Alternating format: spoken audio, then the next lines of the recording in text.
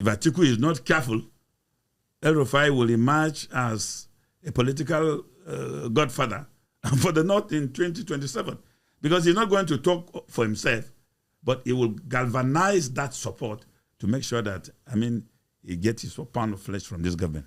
El-Rufai, I expected him to have been smarter politically than what happened to him. When he concluded his tenure, towards the end of his tenure, he made up his mind not to hold any public office. But Tinubu went to Kaduna at an economic summit and lured him.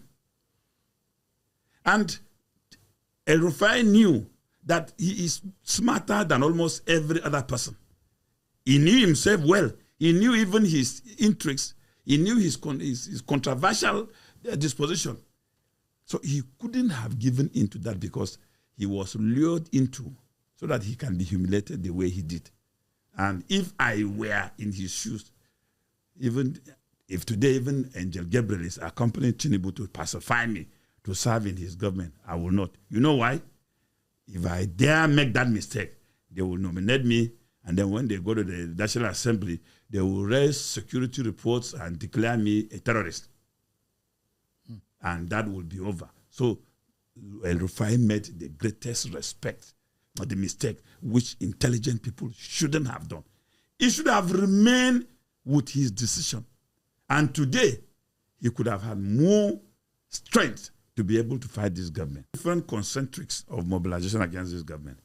The poor people themselves are one, mobilizing. The youth, who are now thinking of, generational shift, not even geopolitical shift, power shift. They are also mobilizing.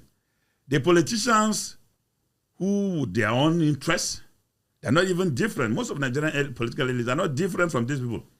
Because if you see what happened during Konkoso's daughter's wedding in Kano, you will know that they are the same people.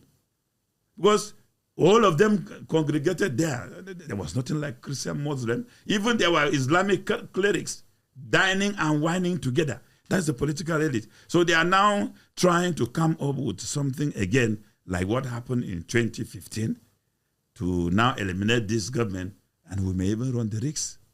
So I am of the candid opinion that the young people in this country should learn from what has happened in Senegal, what has happened in Ghana, in other countries, and let them talk to themselves. Tinubu's trouble is on now, because if you conduct a political survey genuinely, you will discover that Tinubu's rating will be embarrassing.